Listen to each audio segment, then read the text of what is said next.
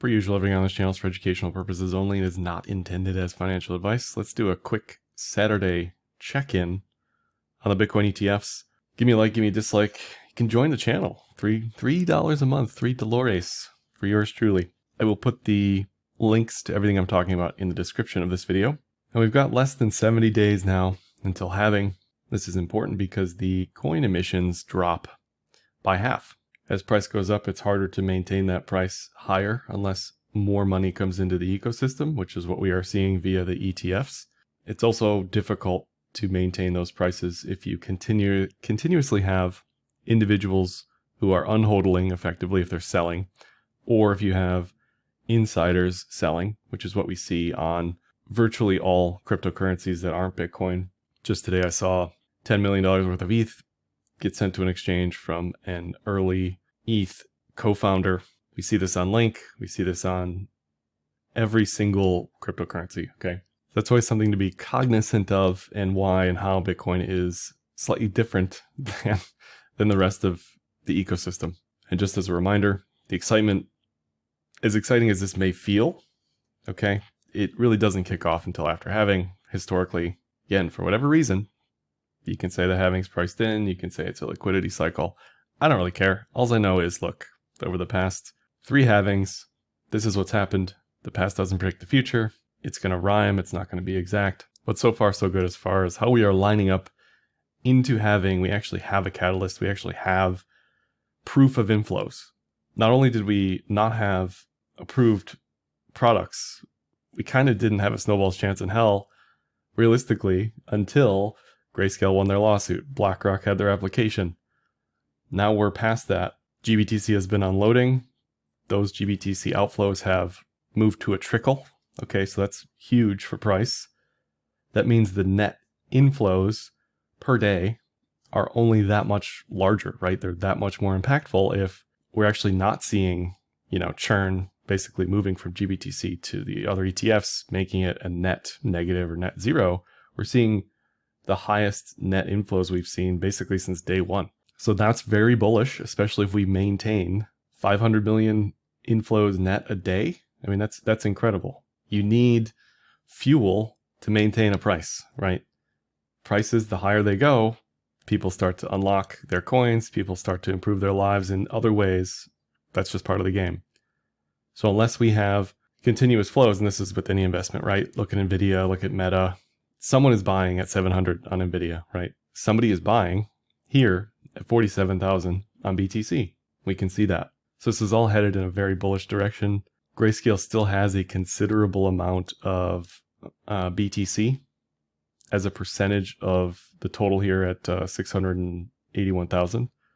But the good news is their percentage is dwindling, right? So we're sub 75% now. I think it's around 68% of the total. The more BTC that comes out of that toxic product with tons of issues, tons of baggage, high fees, the better for the entire ecosystem. As of Friday, this was the pie chart, okay? So BlackRock continues to win as expected. Fidelity is continuing to win. ARK and Bitwise also doing quite well. The rest of the issuers lagging behind by quite a bit. As a Bitcoiner, you don't really care who wins here.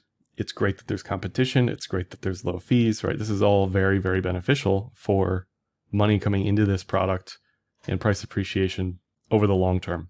If we want to look at the total Bitcoin that's been sucked out of the ecosystem, it's over 60,000 now.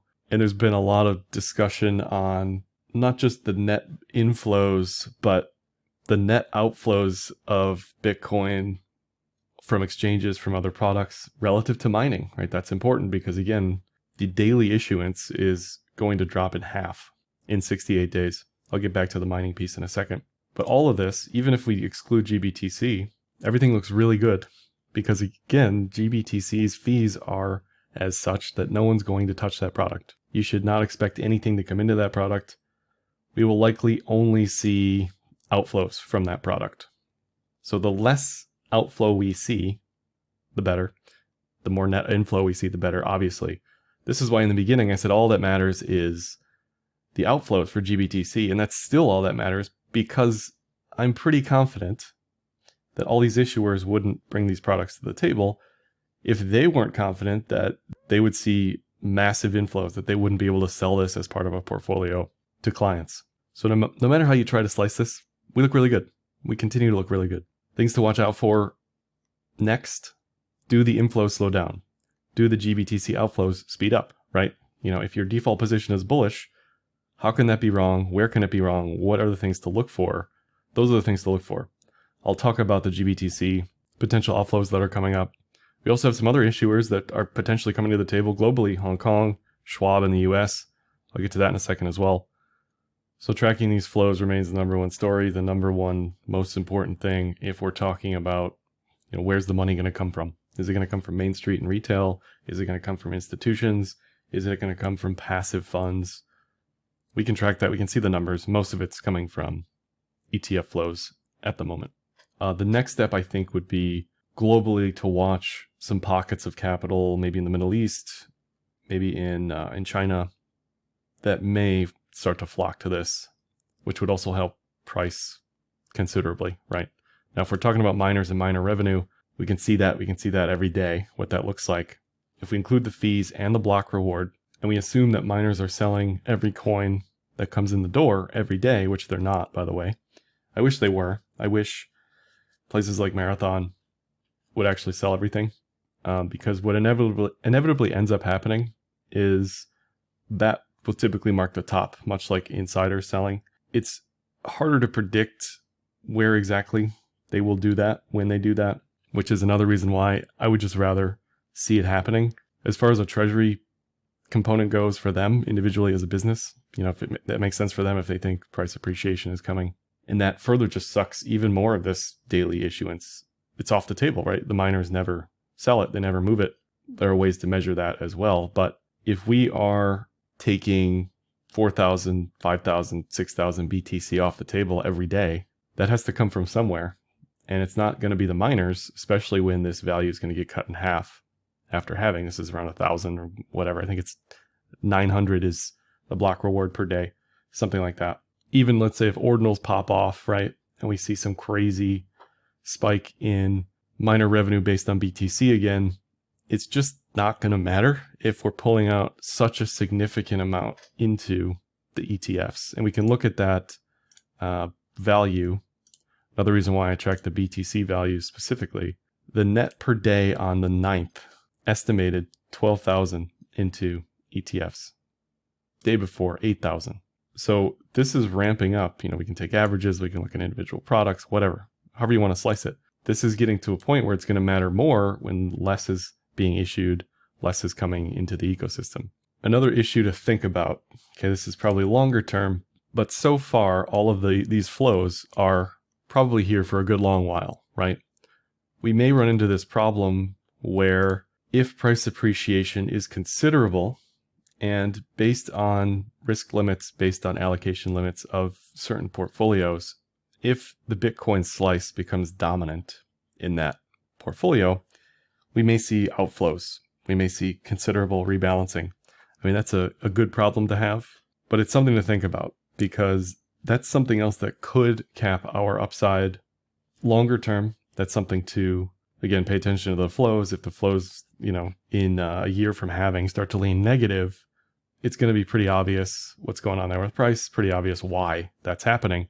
A near-term example of what happened with Coinbase in the ARK product, if you're aware of those ETF suite of products and that risk limit, either based on the prospectus or their own internal risk limits at ARK, despite their Coinbase position being underwater from where they bought it, it became so dominant in that individual ETF that they had to sell it on the way up because it was outperforming everything else. Their risk limits for that specific case, I think, were like 15% or whatever, 13%. It was appreciating so fast relative to everything else that they had to continuously sell it. So again, this is a good problem to have. I think we'll get there. We'll see it. This isn't going to be a secret, but it's something to think about down the road, right? If a specific portfolio is 3%, 5%, 1% allocated to Bitcoin, and that gets out of whack, we may see some rebalancing downsides for price. Rebalances typically occur either quarterly or yearly. But again, if a risk limit is hit on a product, on a specific portfolio, on an individual's portfolio, if Bitcoin goes from 1% to 10% of a portfolio, that's going to raise alarm bells kind of in a good way for that specific portfolio. But if they say, you know, we want to rebalance this quarter, we're going to see, you know, outflows probably again quarterly or end of year, but that just depends on how that aligns with price. And that's something to think about way down the road. As far as the Genesis outflows, Genesis again owes Gemini a lot of money. I think it's, I don't know the exact value from their Gemini Earn program. And they wanted to sell GBTC. They have some ETH. I don't think the exact values are in here, but it's over $1 billion. And this was as of a couple days ago. So the higher price goes for GBTC, the higher the notional value goes. But this is probably eventually going to come out of GBTC. This will be another forced seller. This will be something that in the near term may slow us down, may cap our upside in the very near term. This isn't like, you know, don't expect a mega reversal. If we are bullish enough, we'll just eat it and it is what it is, right? We'll have smaller net inflows. But if the entire market is sort of aware that this is happening, typically, much like we've just seen, right? People just kind of wait to buy until they see the all clear signal, right? So again, something to watch for. I'm not going to read this tweet, but it looks like because of custody issues, there's been like some legal snags on actually selling that billion in GBTC. So this is something, another story to just watch in the periphery as far as, let's follow Max, as far as when to expect this, right? But it's inevitably going to happen because again, they owe Gemini that money. I'll talk about flows every week. This comes every week from James. This week, based on the USD calculations, it's probably going to be somewhere around $1 billion in inflows for the week, which is another massive week. The more price starts to appreciate, the more inflows we start to get in a bigger way, that's going to start raising eyeballs even more. And it's just this flywheel effect of media attention, TradFi attention. Oh, there's these products, right? For anyone who is living under a rock and not reading Bloomberg or CNBC or watching TV, they will quickly have access to all this stuff. So that's great news again for price. There were questions from some people on Discord about spot trading volumes on exchanges relative to the ETF volumes. This is tough to look at for two reasons. So this is data from Coinmetrics, Bloomberg, and Coinbase. I think CoinShares put this together. I could be wrong, but it looks like a CoinShares chart. The reason this is tough, so crypto exchanges notoriously don't exactly have the most trustworthy volume. The offshore exchanges being the worst offenders, right? Binance, you name it, right? Coinbase, Kraken, probably the most trustworthy as far as volume, but even Coinbase has been caught, goosing volume, okay? We also have ETFs with activity on these spot exchanges for their ETF product. So inevitably, some of this volume is being double counted. Some of this volume is incorrect. It's hard to really know, right? I think over time, we will continuously see ETF volumes eclipse spot volumes by several measures. There's also OTC volumes to consider in here, and you just don't know. But I think over time, most of the activity will be just on the ETFs because fees are better, the experience is better. You don't really have to worry about custody, counterparty risk, that sort of thing. So early days there, but that's the data, even though it's kind of, the integrity of it is questionable, right? As far as who's left and who could issue an ETF still, right? That's been talked about. These are the biggest brokerage firms with assets. Vanguard is very risk averse, very anti-commodity, I guess we can call it. Very anti-Bitcoin. Bogle was anti-Bitcoin. They're the least likely to offer these products, to have access to these products. So if you're on Vanguard, you just have to move and go elsewhere. Schwab, I'll talk about in a second. They potentially are teasing their own Bitcoin ETF at an even lower fee. And they are 2x Fidelity. And we've seen so far the amount of inflows from Fidelity, which have been considerable relative to BlackRock. So even with the flows that we've seen, there's potentially even more issuers in the US that are ready. State Street is another one, as crowded as the spot ETF stuff is, which is great for us. As an issuer, I think it's tough to find your edge there, but this was teased a couple weeks ago now. So we could see this coming down the pipe. At Schwab, you do have access to all of the other ETFs. There was also this Hong Kong spot application that in this article had a deadline of after February 10th. So that's coming up as well. the Chinese market, stock-wise, real estate-wise, is and has been collapsing for a long time. I think there are limits on what investors over there can buy as far as US ETFs. So this may unlock an additional avenue for them to send more capital into something that's winning versus losing. Maybe get around capital controls a little bit, but that's another winning inflow piece for Bitcoin, and everybody keeps asking me about alts still. And I always say, does your alt have a spot ETF? Does your alt have the world's biggest pools of capital, just banging at the door trying to get into this thing? No, they don't. Another way we could see more flows is, even though we have these ETFs, not everyone has access yet. They're not listed in wirehouses, on every brokerage, in every portfolio, right?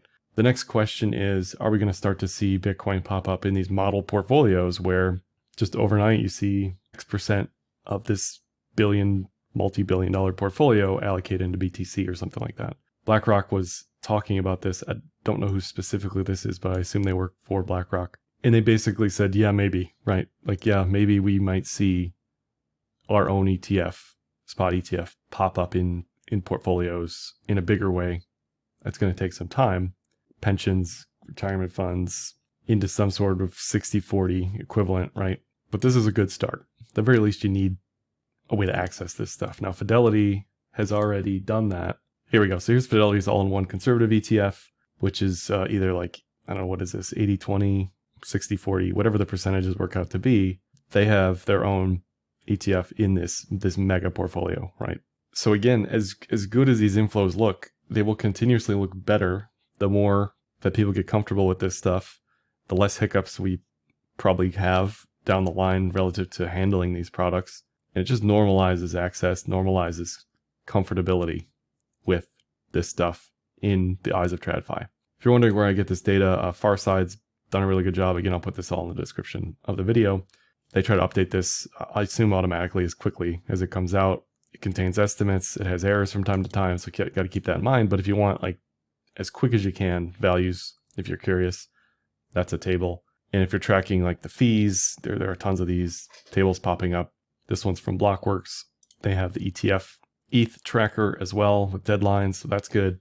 BitMEX is where I get the main USD values from. BitMEX Research, Johnny over there does a great job pulling this table, I think, from Bloomberg every day. You can see we saw some small outflows from BTCO. Not quite sure what that's about. Either that was seed capital, right? The first day was 17.4. Either that's seed capital or people just moving stuff around, but it didn't really have an effect broadly on the net inflows. Just too small to even matter. But that's the USD values, and then the BTC values I pull from this account here, HODL15. You can go to individually, look at all these websites, but I just trust a few sources there. So everything looks good. Something else to consider is, where's this Bitcoin coming from, right?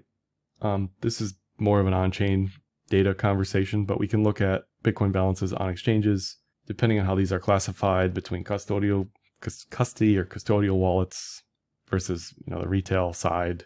That's difficult to know unless you're running this data yourself, but we're not seeing a spike in coins being sent to exchanges as we appreciate here. We're actually seeing the opposite. We did see a spike. I believe this was a miner sale, which again, I would love to see miners just sell everything every day. That way we know, right? But when miners are sitting on thousands or hundreds of thousands of BTC, they're going to sell when it makes sense for them to sell. I get it, but that's just hard to predict. So this, I think, was the miner. And then since then, we've seen some miner inflows on the way down there, but on the way up, we're continuously seeing outflows. And you can look at specific exchanges here on CoinGlass as well. And even on the weekly basis, we're not seeing giant inflows here. We're not seeing giant outflows, but it's important to monitor even the exchange flow data as price appreciates, because that can hint at exhaustion in price, right? If we're seeing tens of thousands of BTC being sent to exchanges every day, usually that's probably closer to a top just based on the ability for the market to absorb that. We can also look at the realized cap hodl waves, which again just show you, are there any extreme near-term price movements? Are people people hodling, or are people selling, right? And we can see the tops of markets correspond with giant near-term spikes in coin age. Okay, so that's a lot of people moving coins to exchanges, or 1 whale, 3 whales, 30 whales, whatever it is, moving coins to exchanges. Relative to pre-halving, the current rise is about where we've been historically, maybe slightly less relative to pre-halving. So it's also one thing to pay attention to in the periphery. Is the market, what is the behavior of the market collectively? Do they think this is a top? So far, no. And lastly here, just technicals real quick. We're about to get a bullish TK cross, the price above cloud, the single most bullish signal in the cloud ecosystem. You have bullish Kumo breakouts, which are bullish. You have bullish TK crosses, which are also bullish. But a combination of testing the cloud, not falling through the cloud, and then resetting momentum typically leads to strong continuation. No guarantees. It's just a suggestion that says momentum is back. We've reset everything from 28, and we're good to go. Likely for more here, support would be at the cloud at the Kijun on the daily at 43K. That's all I have for this one. Like, dislike, comment, share, subscribe, and happy trading.